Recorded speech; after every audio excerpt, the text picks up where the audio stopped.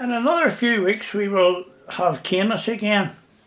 They usually used to happen from June, sometime in June, and would have lasted throughout into September, at least August, maybe occasionally in September.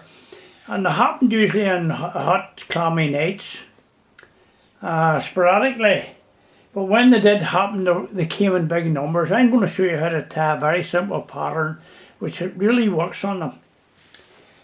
In the vise I have a size 20 dry fly hook, SDL2, Partridge SLD2.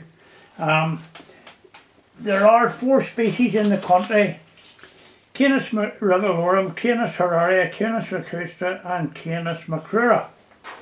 One of them's smaller than the other 3, and I tie it usually, some nights when you see it on, it's very, very small. I usually do it in a 22. But nevertheless, now materials are limited, you don't need many. On the thread here I have Danville's Flymaster, if I can get it round turned so you can see it, which I'm having problems with. You trust me in this here, Danville's Flymaster cream. It's a yellowy cream, which is good for the body colour. Tie them parachute styles. So for the post I use white polypropylene. For the tails I use fibres out of a badger, cheap badger cape. For the hackle I use, for the body, sorry, the thread does for the body. And for the thorax, just darken the thread with a black marker pen. And for the hackle I use, you can use nearly different hackles as long as they're small and suit the fly size. You can use, I use silver badger. Because the thorax is black, the silver badger, when you wind it, gives a black spot round the top of the post and around the top of the fly, makes it look like a black thorax. Or equally you can use small tops and neck capes. You get these from Chevron hackles or different places, and they're very, very small in fibre, cream, white or grizzle, and any of those 3 colours work okay. So let's do the fly. The thread's tied on there halfway down the hook and halfway back, which gives us a tie-in point somewhere about here. So we'll set the post on here and tie in that point, just 2 turns, and I'm missing it. 1, 2. Check that I've got my proportion right there, and I haven't, so I'm going to do that again. I'm tying over the top of the vise, makes it that wee bit awkward, and also I can't see it, which makes it awkward as well. So here we go again. Hopefully this time it will work. That's it. 2 turns in there. Check the position, and I need a wee bit of space at the front. So cut the remainder of the post material away at the back, fine as you can, and just make sure any wee bits there you can take them away too. Just trim it as you go. Shorten it as much as possible without pulling it out, and then tie that in and head it onto the thread and come back up to the front of the post and come in with several turns of thread down the front of the post to make it stand vertical, and then come in round with poling turns right round the post, up 6 touching turns up the way and 6 back down. And what you're doing, you're creating a spot for the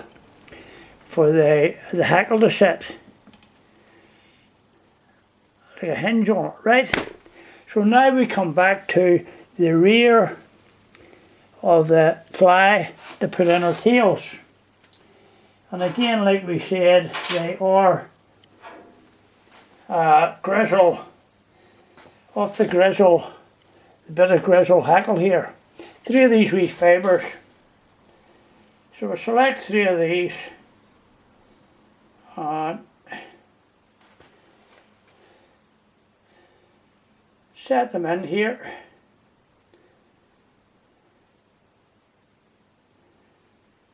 Like so. And tie in. I like the tails to be long. They should be approximately the hook length, but these are slightly longer. Now the tails are in there alright, but they're hard to see. The wee bit at the front now just needs to come out. This wee waste bit of tail here needs to come out, but careful you don't pull any, cut anything else out with it. And that's it. And then carefully come up the body, creating a nice neat thread body, and it should be tapered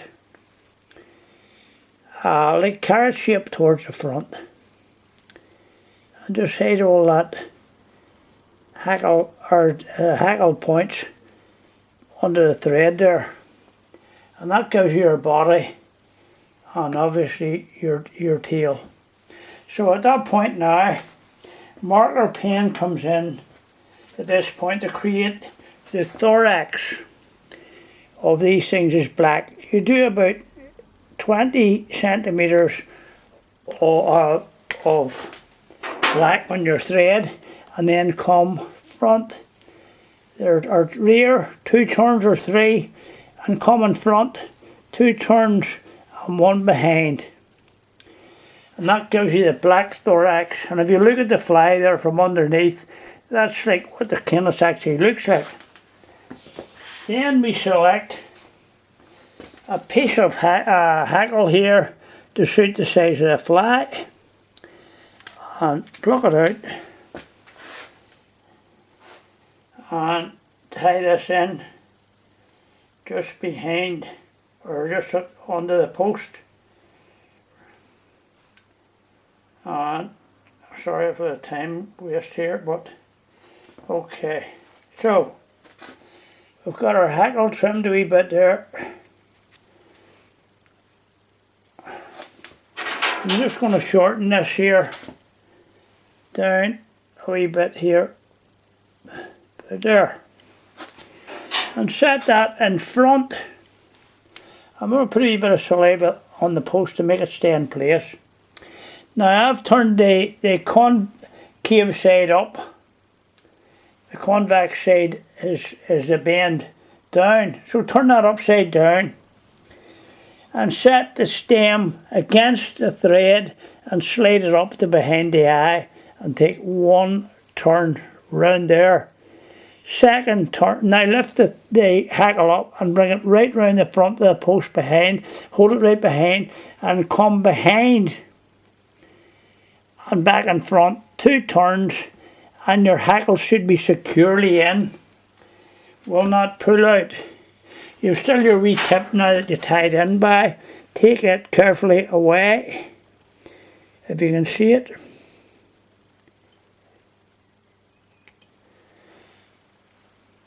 Then hackle pliers, unwind the hackle several turns.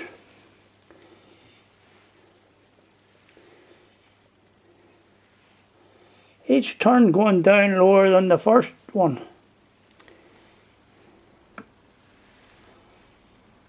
And what I'm doing to get these turns under, when I come to the front to pull the pole back, it raises the hackles at the front, come underneath, do the same at the back, raise the back ones, raise the front ones, and come around that 5 or 6 times. And on the last turn, hold the hackle, wee bit of saliva on finger and thumb of the left hand or right hand, depending what hand you tie with. Lift the front of the hackles and bear the top of the hook, or the eye of the hook, and tie in 1, 2, 3 tight turns, maybe 4. Take away the surplus hackle. And what I like to do with this is make a wee V out of the tip of my scissors, set it in there, front of the top of the eye and pull the hackle down, and it broke. Pull the hackle down onto the scissors and cut the thread that way, or cut the hackle that way. And the last thing now is a whip finish. Again, hold the hackle up here and bare the eye and in with 1, 2, 3, 4 turns. Put a wee bit of varnish. That's they slid off. I've got to do that again. And this is the awkwardness of working over the top of this hook the way I am. I'm making excuses for myself. Tie off. Remove the surplus thread. Right, now a wee bit of varnish on the eye. And I put this on with a pin because it's a wee bit easier to do. A wee bit of varnish on the eye again, hold everything away. A wee drop on the one side and a wee drop on the other. And then at that point, what you can do is, with another hook, just put the other hook through the eye of the first one you're tying and free any surplus varnish, take it away, like so. Then, catch the post and fold the hackle down onto the top of the hook, like so, finger and thumb. Or just turn it with your finger and thumb like that round it. When you got that done, another wee spot of varnish to keep the hackle from raising up the post. And just put it on there where the top of the hackle and the post meet. There. Quite simple. Last operation is hold the post up and clip it. Bring it backwards and clip it about the width of the hackle like so. And there's your finished fly. And if you look from underneath, you see that what the fish see is a good replica of the caenis. The light's affecting this slightly, but trust me, it is a good replica for your caenis and does work. And it is quite small.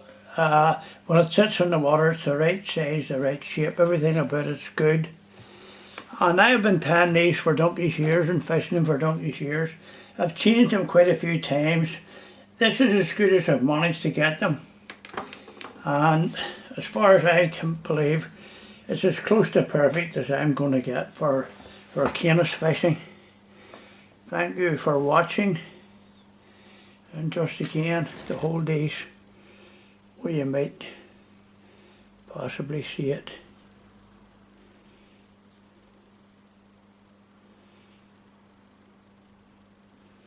Thank you.